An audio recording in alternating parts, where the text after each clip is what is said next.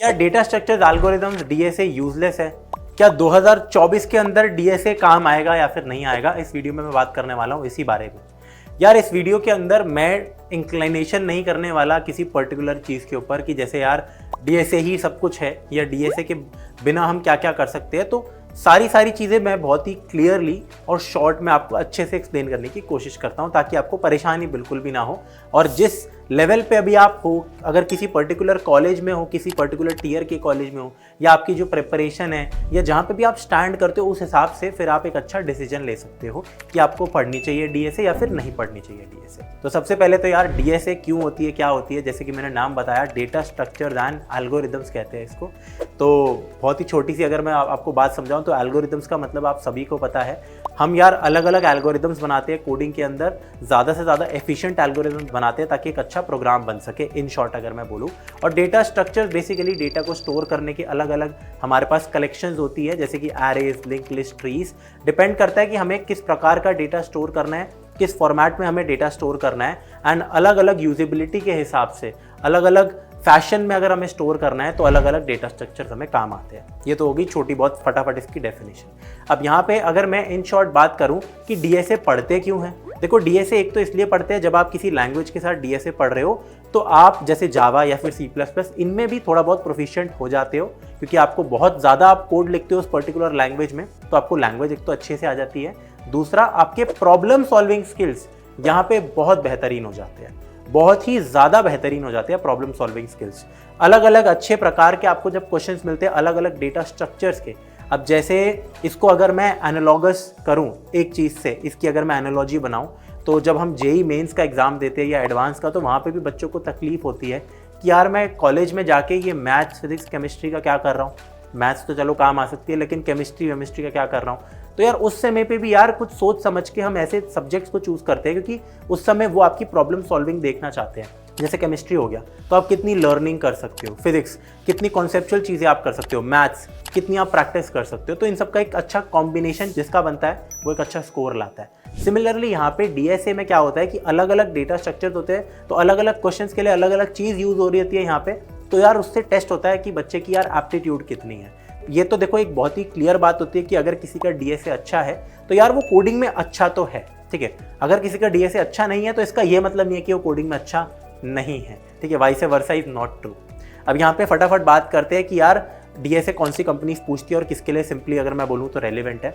अगर यार आप एक टीयर 1 कॉलेज से हो या फिर टीयर 2 कॉलेज से, आप कंप्यूटर साइंस में ठीक ठाक ब्रांच में हो जहाँ पे आपकी ठीक ठाक कंपनीज आती है, 10 लाख, 12 लाख, 20 लाख वाली कंपनीज भी आपके कॉलेज में विजिट करती है। कॉलेज में जो आपकी फैंग कंपनीज विजिट करती है, अमेजॉन, गूगल, माइक्रोसॉफ्ट, इन सब के लिए डीएसए बहुत ज़्यादा मैंडेटरी डेफिनेटली होता है। एंड मैं आपको एडवाइस भी करूंगा, आपके पास अच्छे खासे 2, 3, 4 साल होते हैं कॉलेज के अंदर, डीएसए पढ़ो। आपके कोडिंग राउंड में यही आता है। इनफैक्ट जब इंटर्नशिप के लिए सेम कंपनीज आती है तो फिर तो डीएसए के अलावा वो कुछ और पूछती ही नहीं है, कंप्यूटर साइंस फंडामेंटल्स भी पूछती ही नहीं है, प्लेसमेंट में जाके पूछती है लेकिन इंटर्नशिप में नहीं पूछती। तो आप सिर्फ पहले अच्छा डीएसए करके डायरेक्ट सीधा जंप मार सकते हो कंपनी में, एंड वहाँ से आपको पीपीओ मिल सकता है, राइट। तो डीएसए सबसे ज़्यादा इंपॉर्टेंट है प्लेसमेंट और इंटर्नशिप के पर्सपेक्टिव से, अगर मैं ऑन कैंपस प्लेसमेंट की यहाँ पे बात करूँ क्लियर कट। कुछ कंपनीज ऐसी डेफिनेटली होती है जो कि अपने इंटरव्यू राउंड के अंदर डीएसए के साथ साथ कभी कभी सिस्टम डिज़ाइन, जैसे उबर हो गया या क्रेड हो गई, कुछ कम कंपनीज है, ज़्यादा नहीं है, बट ये पूछना स्टार्ट कर देती है। अब बात करते हैं यार कि सारे बच्चे तो यहाँ पे टीयर 1 के अंदर होते नहीं है, टीयर 1 कॉलेज में या अच्छे कॉलेज में नहीं होते। ये तो मैंने अभी टीयर 1, टीयर 2 की थोड़ी सी बात की है। अगर यार आपका कॉलेज अच्छा नहीं है या ब्रांच अच्छी नहीं है या फिर आप जानते हो कि यार आपको वो अपॉर्चुनिटीज़ नहीं मिल पा रही है, तो हम क्या करें? अगर हम ऑफ कैंपस अप्लाई कर रहे हैं तो देखो अच्छी कंपनीज के लिए भी यही, अगर मैं गूगल की बात करूं, चाहे ऑफ कैंपस ऑन कैंपस कुछ भी हो, या माइक्रोसॉफ्ट, ऐसी कंपनीज में आपसे डीएसए पूछा जाएगा एज अ फ्रेशर।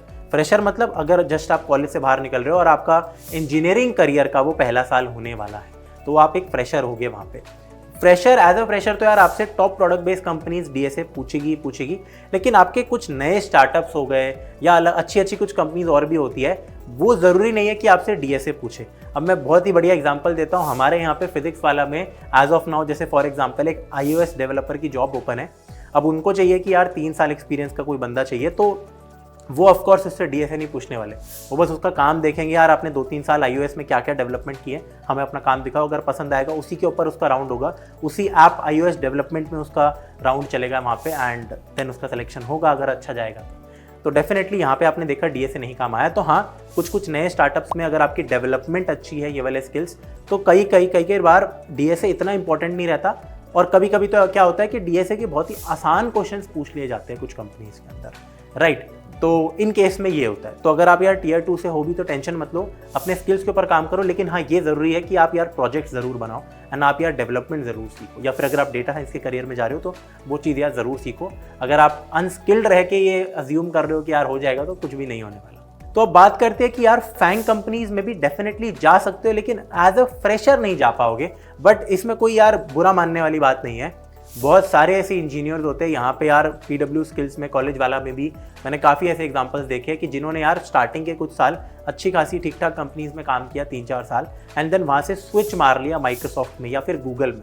क्योंकि होता क्या है कि जितने आपके एज अ फ्रेशर इंटरव्यूज चलते हैं उनमें डीएसए ज़्यादा पूछा जाता है, धीरे धीरे करके ना डीएसए कम पूछा जाता है, बाकी चीज़ें जैसे सिस्टम डिज़ाइन हो गई या आपकी जो डेवलपमेंट आपने किया, ऑपरेटिंग सिस्टम, ये सारी चीज़ों का वेटेज इंटरव्यू के अंदर बढ़ना स्टार्ट हो जाता है। एक पॉइंट के बाद तो यही मेजॉरिटी चीज़ रहती है और छोटा मोटा डीएसए पूछा जाता है जो कि आप सीख ही लेते हो।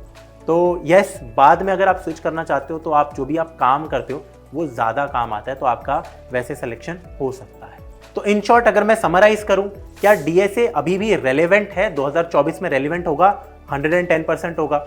क्यों ये रेलेवेंट है, लोग अभी भी क्यों ये चीज़ें पूछ रहे हैं? वो ये देखना चाहते हैं कि प्रॉब्लम सॉल्वर कौन अच्छा है, एंड वो बेसिकली फिल्टर लगाना चाहते हैं, छांटना चाहते हैं कि अच्छा ये क्रीम लेयर है, अच्छा अब इनको हम डेवलपमेंट सिखा देंगे, राइट। तो डीएसए यस डेफिनेटली रेलेवेंट है। अगर आपसे नहीं हो रहा तो कोशिश ज़्यादा करो, अगर फिर भी नहीं हो रहा तो कोई बात नहीं यार, डेवलपमेंट सीखो, आप किसी और कंपनी में भी जा सकते हो एंड वहाँ से आप स्विच कर सकते हो। तो आज की वीडियो के लिए इतना ही था। कमेंट्स में ज़रूर बताना कि आपका डीएसए या फिर किसी और चीज़ का रिलेटेड अगर डाउट है, उसको हम वीडियो बना के ज़रूर सॉल्व करेंगे।